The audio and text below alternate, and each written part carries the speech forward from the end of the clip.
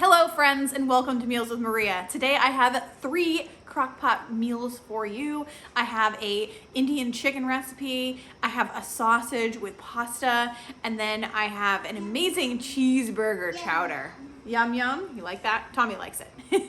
Personally, I love the cheeseburger chowder the most. That was my favorite, although the other 2 are absolutely delicious. Please comment below to let me know at the end of this video which one is your favorite and which one is a must-try in your books. I want to know which one you like. As always, these meals are super easy and budget-friendly, so enjoy. We're going to get started with a slow cooker chicken vindaloo. In this container of spices, I have 1.5 teaspoons of ginger, 3/4 teaspoon of curry powder, 1 tablespoon of ground cumin, 1/4 teaspoon of ground cardamom, 1/4 teaspoon of cloves, and 1/4 teaspoon of hot pepper. That's if you want it. I actually didn't put mine in there because the kids don't like spicy.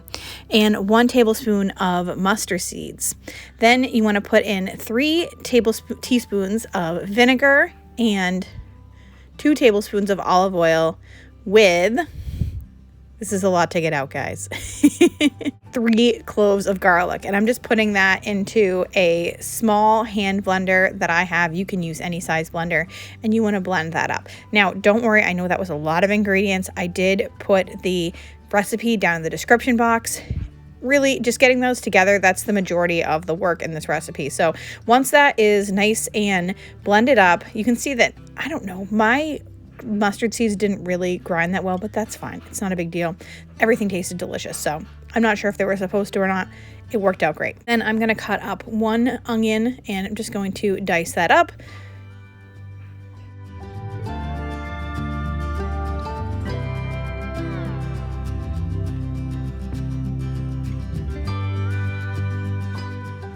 Then you want to add your diced onion and 3 chicken breasts quartered. So I quartered them. I cut them into 4 pieces each to your slow cooker.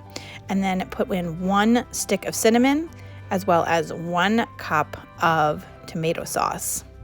To that, you want to add your sauce that you already broke up, your ground or blended sauce, I guess.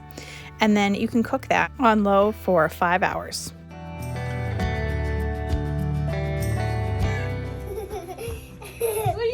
He knows what you're trying to say. You're saying make more sound.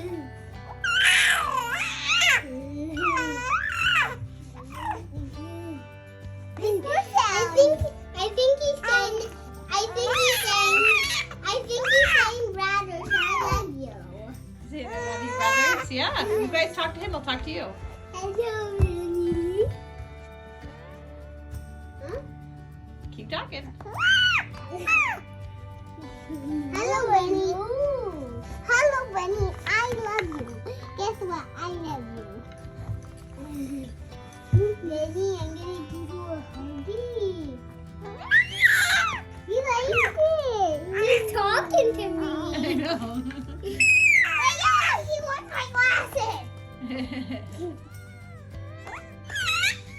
Hi. I love you, baby. I love you. What's that? Let's put the glasses on. I'm not going to actually put them on. Oh, be careful. You don't want to get them in your eyes. Look at me. I hope you enjoyed a little glimpse into our lives while that chicken cooked. So that's what everything looks like when it's finished. And then I just cooked some basmati rice on the side. And I did decide to add a little half and half to this. So I know you can add like coconut milk or regular milk or cream. I happen to have some half and half.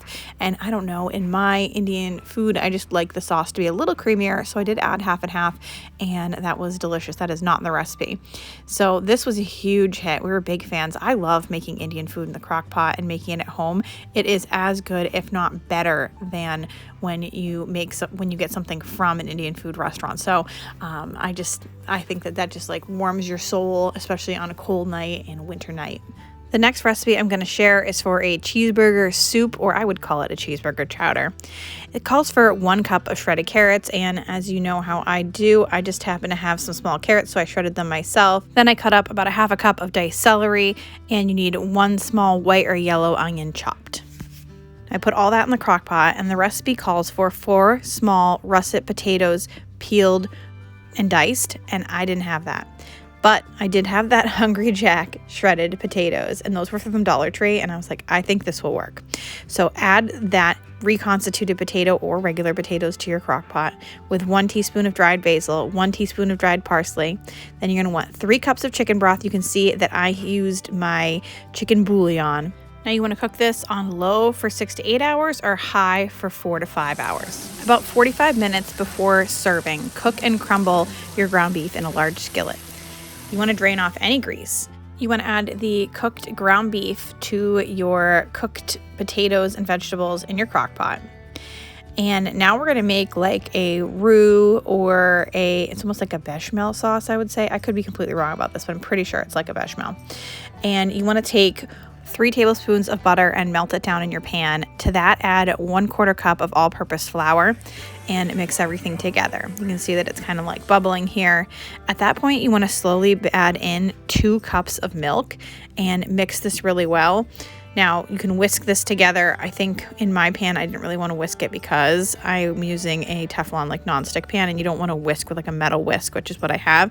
But it actually worked out just fine using my wooden spoon. You can just see that I'm mixing vigorously. You want to make sure that this doesn't like burn to the bottom of the pan. Then you want to add a 1/2 teaspoon of salt and pepper, and you can pour that right into your crock pot. You can see that this is like thickened up quite a bit. And to that, you want to add 2 cups of shredded cheese, or you can use a package of Velveeta. I almost like never use Velveeta, so I used shredded cheese and mix that around. You can see that this sauce made with milk and with flour really thickened things up. That's kind of what you would use to make like a macaroni and cheese, I guess like a homemade mac and cheese. And so it thickened the soup up amazingly. And the flavor in the soup is out of this world. Like, it is so comforting. It's so delicious. And I want to make it again. I highly, highly recommend it. And I don't know, I think it's like a chowder because it's potatoes, but you can totally use those shredded potatoes. I bet you could use like the frozen ones too. That would probably be fine. I really liked the way it came out using the hash browns, but I think that if you use like fresh potatoes, it might give it like a totally different style, but it would still be delicious because really it's all about the flavor, and the flavor is there on this.